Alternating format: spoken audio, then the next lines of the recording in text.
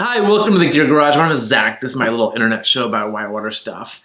In this episode, I'm really excited. My friend Tom sent me a video of some thoughts he had about perimeter lines or chicken lines, whatever you want to call them, and how he could use them in a rescue situation. I'm super excited about this. Tom's a super nice guy.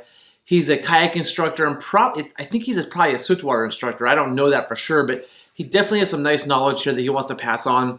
I have some thoughts about it, so I'm doing sort of like a response video, if that's what it is. I've never done one before, but this is just like Tom sending me a video and me kind of commenting on it. And hopefully you all learn something, get some thoughts about perimeter lines, but also about setting up three-point self-equalizing anchor. So here you go. Hey Zach, I had an idea about my chicken line and thought I might do a quick little video to run it by you.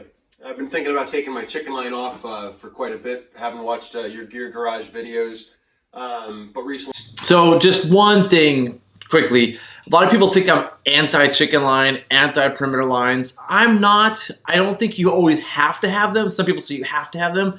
I don't think that's the case. I just think that if you have them, they should be tight. That's an important detail. Thought of a reason it might be worth keeping it on. At the moment, my raft isn't fully inflated. So you can get your hand underneath the line, but normally it'd be like super duper taut.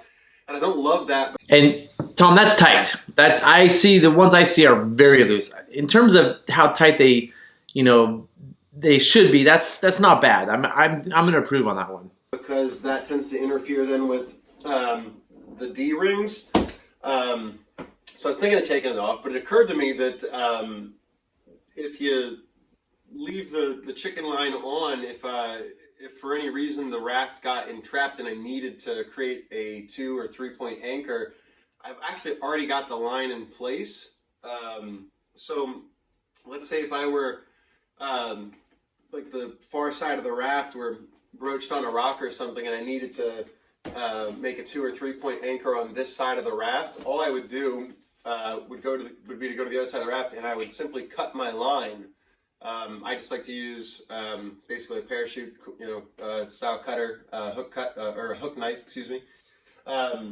So if I just go to the other side, cut the line, and then elect to use, 1, 2, 3 D-rings, all I have to then do is pull the line through the other D-rings, and now I've got my 2 ends of webbing that I can tie in my water knot and then pull through.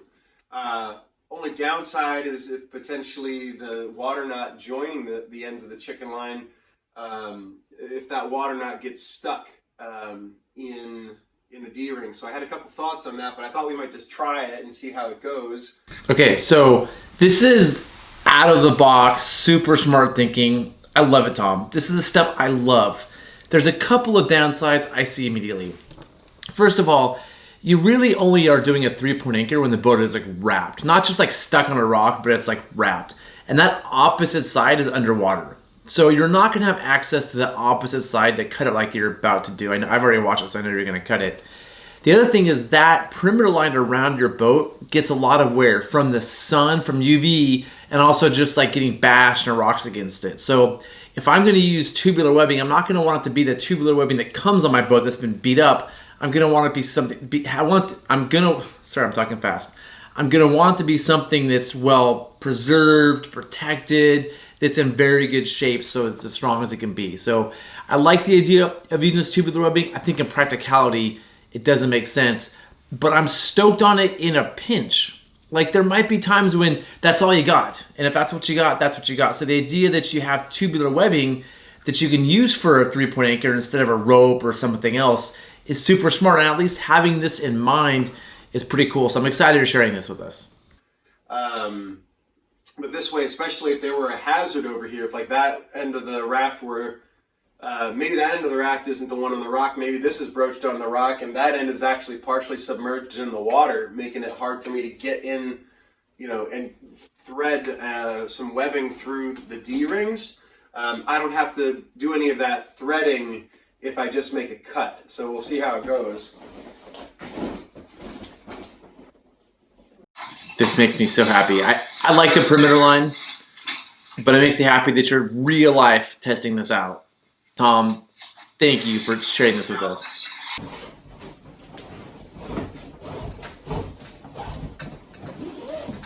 And this is an important part right here. Like, he's basically showing all of us how to do a 3-point self-equalizing anchor. I was thinking of taking the thing off anyway, so. Something I feel we should all know how to do. 2 ends of my webbing, and I can tie my water knot.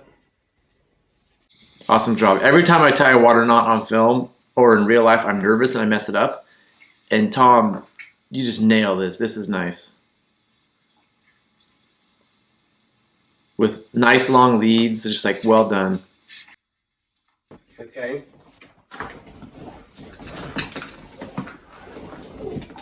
Oh, let's get this part right, huh?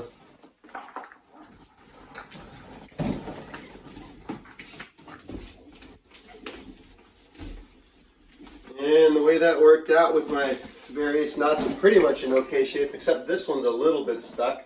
So I gotta free that.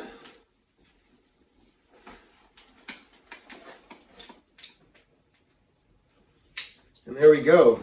So that seems like I got this. Okay, so that is awesome. That's a classic 3-point self-equalizing anchor. This is a way you can pull on 3 D-rings at once and move it around and have it change and keep the loads fairly even between the 3. Also, just want to point out the angle between them here is good. Like, if you use less webbing, it doesn't make such a small angle. The bigger the webbing, the more force it puts on the D-rings. And this is, I'm guessing this is a 13-foot boat, so it's like probably 30-ish feet of webbing. That's how much it takes. If you want to do a 3-point anchor on traditional 3 D-rings, it's going to take 30 feet of webbing. Most people don't carry that in their kit. So a place that you can store it, like Tom's suggesting, is around your boat. But again, the downside of that is that it will wear with UV and things, so you may want to have just 30 feet tucked away. But if you didn't have it for some reason, which typically when you need it, you don't always have it, this is again a good solution, a good thing to have in your back pocket for something that you can do. Right, more or less. There we are.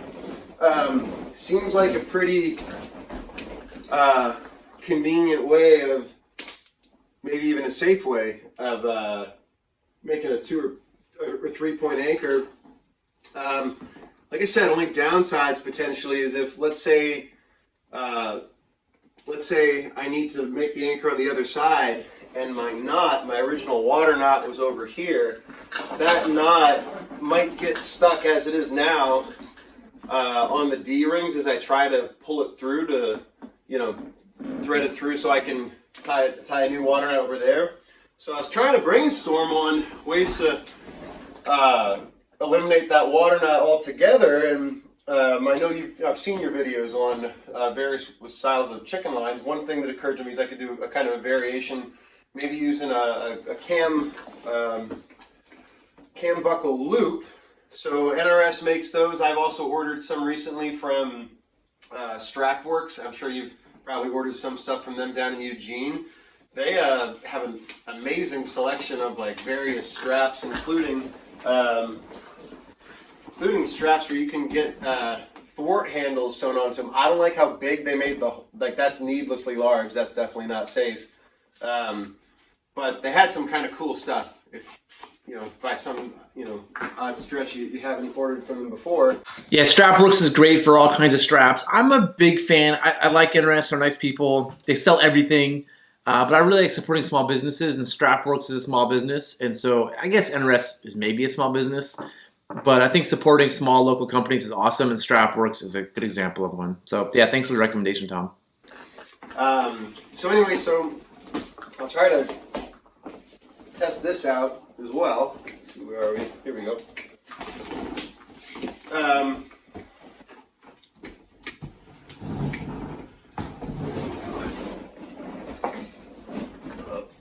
There it is. Okay. So alternatively, I could, instead of having the